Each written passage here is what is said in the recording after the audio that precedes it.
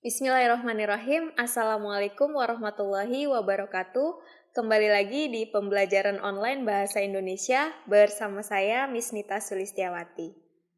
Kali ini, Miss Nita akan membahas materi untuk kelas 8, yaitu materi teks eksposisi. Langsung saja ya, disimak. Oke, sebelum masuk ke pembahasan, kalian tahu nggak sih apa itu eksposisi?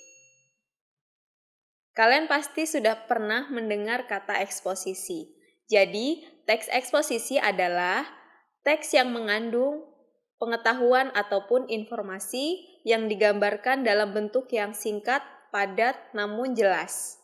Pada paragraf eksposisi ini memiliki sifat ilmiah ataupun bisa kita katakan sebagai pernyataan yang bersifat non-fiksi. Tujuan dari teks eksposisi sendiri adalah menjelaskan atau memaparkan informasi tertentu sehingga pembaca dapat bertambah pengetahuan dan wawasannya. Teks eksposisi sendiri seringkali digunakan pada saat kita berkomunikasi secara lisan maupun tulisan. Misalnya, ketika kalian sedang melakukan diskusi dalam forum seminar. Adapun ciri-ciri dari teks eksposisi itu diantaranya ada singkat dan padat kalimatnya. Kemudian, gaya informasinya bersifat persuasif ataupun mengajak. Yang ketiga, penyampaian teksnya dilakukan secara lugas dan menggunakan bahasa yang baku. Kemudian, menjelaskan informasi tentang pengetahuan. Selanjutnya, tidak memihak, yang berarti tidak memaksakan kemauan dari penulis terhadap pembacanya. Kemudian, teks eksposisi ini bersifat objektif ataupun netral. Penjelasannya disertai data-data yang akurat. Dan yang terakhir, umumnya menjawab pertanyaan dari apa, siapa, kapan, di mana, mengapa, dan bagaimana, seperti dalam teks berita yang sudah Miss Nita jelaskan sebelumnya. Pembahasan selanjutnya adalah struktur dari teks eksposisi. Struktur teks eksposisi ini memiliki 4 bagian. Yang pertama adalah bagian paling atas, yaitu judul. Judul itu harus menarik, namun tetap penulisannya singkat. Yang kedua, ada pernyataan umum. Pernyataan umum itu berisi topik yang akan dibahas dalam penulisan. Yang ketiga adalah argumentasi atau alasan. Di bagian ini berisi pendapat dari penulis dan disertakan alasannya beserta contohnya juga. Bagian terakhir adalah bagian penegasan ulang. Di bagian ini, penulis menegaskan kembali argumentasi yang telah disajikan sebelumnya. Namun, penegasan ulang ini bersifat pilihan, sehingga tidak semua teks eksposisi mempunyainya. Selanjutnya, ada pola pengembangan teks eksposisi. Pola pengembangan dari teks eksposisi itu ada 3 jenis. Yang pertama adalah deduktif, yang kedua induktif, dan yang ketiga adalah campuran. Maksud dari pola pengembangan deduktif ini adalah kalimat utama yang terletak di awal paragraf. Biasanya, Miss Nita mengingat paragraf deduktif itu dengan kata kuncinya de, berarti depan. Kalimat utamanya ada di depan atau di awal paragraf. Yang kedua, induktif. Induktif ini kebalikan dari deduktif. Berarti kalimat utamanya ada di bagian akhir paragraf. Yang terakhir adalah pola campuran. Pola ini kalimat utamanya terletak di awal maupun di akhir paragraf. Jadi ada di keduanya ya. Berbicara mengenai pola pengembangan paragraf, di sini Miss Nita akan menanyakan kepada kalian dulu. Apakah kalian tahu bagaimana cara mencari kalimat utama ataupun gagasan utama? Baik, Miss Nita akan menjelaskan apa itu kalimat utama. Kalimat utama biasanya bersifat umum dan memuat keseluruhan isi dalam suatu paragraf. Paragraf yang baik memiliki beberapa syarat. Syarat tersebut adalah berisi hanya satu ide pokok ataupun gagasan utama. Sedangkan gagasan utama sendiri itu letaknya ada di kalimat utama. Jadi, sebelum kalian mencari ide pokok, kalian harus dulu mencari yang namanya kalimat utama. Kalimat utama itu terletak di dua bagian. Coba di mana saja? Baik, yang pertama ada di awal paragraf, seperti yang sudah dikatakan tadi dalam pola pengembangan deduktif. Nah, yang kedua ada di akhir paragraf. Dan yang ketiga ada campuran, baik awal maupun akhir ya. Oke, kita akan bahas mulai dari kalimat utama yang terletak pada bagian awal. Caranya bagaimana? Yuk kita simak. Pertama, cara mencari kalimat utama yang terletak di bagian awal paragraf. Nah, bagaimana cara mencarinya? Kalian harus membaca dulu, yang pertama adalah bagian awal paragrafnya. Kalimat pertamanya ya. Kemudian, kalian lihat di kalimat kedua. Jika di kalimat kedua itu ada yang namanya repetisi, kata rujukan, atau kata ganti, maka kalimat utama terletak di awal paragraf. Nah, maksudnya dari repetisi itu apa sih? Repetisi adalah pengulangan kata. Kemudian, kata rujukan. Kata rujukan itu contohnya apa saja? Kata rujukan itu contohnya adalah kata ini, itu, tersebut, dan masih banyak contoh lainnya. Sedangkan untuk kata ganti, contohnya adalah kata dia, mereka, ia, nya, ya. Itu adalah contoh dari kata ganti. Silakan dibaca paragraf tersebut. Soal dari paragraf tersebut adalah mencari ide pokok paragraf. Sebelum kita mencari ide pokok, kita perlu terlebih dahulu mencari kalimat utama. Dengan cara apa? Tadi sudah dijelaskan, untuk mencari kalimat utama, kita melihat dulu di bagian kalimat kedua. Jika kalimat utamanya ada di awal. Kita baca ya kalimat keduanya. Penyakit ini merupakan pembunuh terbesar pertama di dunia. Kita kembali lagi ke kalimat pertama, bukan kalimat utama ya. Kalimat pertamanya adalah kanker merupakan penyakit yang disebabkan pertumbuhan sel jaringan tubuh yang tidak normal dan terus membelah diri dengan cepat dan tidak terkendali. Nah, kita bisa lihat ya, di kalimat kedua ini ada kata penyakit, yang mana kata penyakit itu merupakan repetisi. Repetisi adalah pengulangan kata. Kemudian kata ini itu menunjukkan kata rujukan. Berarti sudah jelas ya bahwa kalimat utamanya berada di awal paragraf. Itu merupakan salah satu contoh dari repetisi. Sekarang, bagaimana caranya mencari kalimat utama yang letaknya ada di akhir paragraf?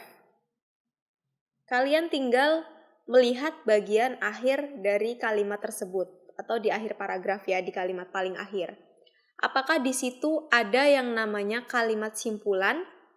Nah, contoh dari kalimat simpulan itu biasanya ada kata oleh karena itu, oleh sebab itu, maka dari itu, jadi, kesimpulannya adalah, nah itu adalah contoh-contoh dari kalimat simpulan.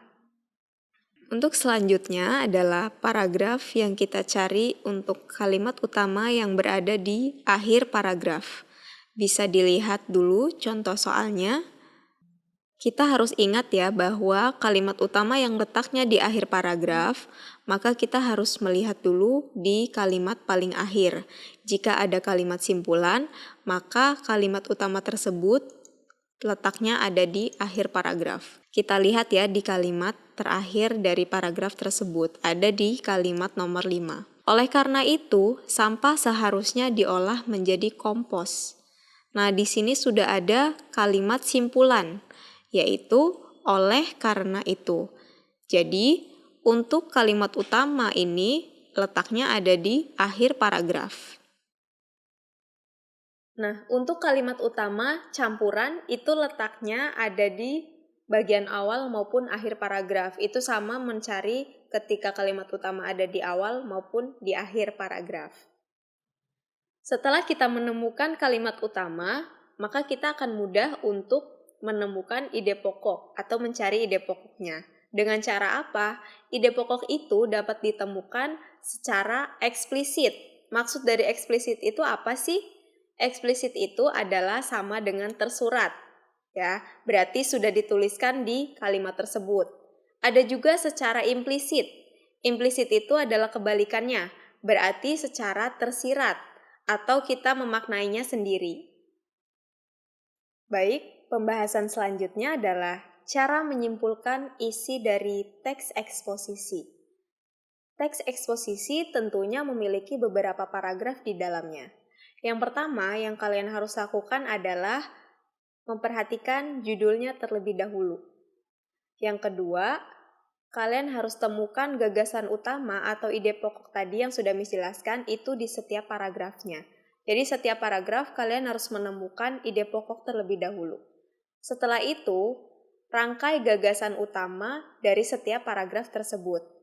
Nah, setelah kalian menemukan ide pokok dari paragraf masing-masing, kemudian kalian satukan kembali kalimat tersebut menjadi kalimat yang utuh.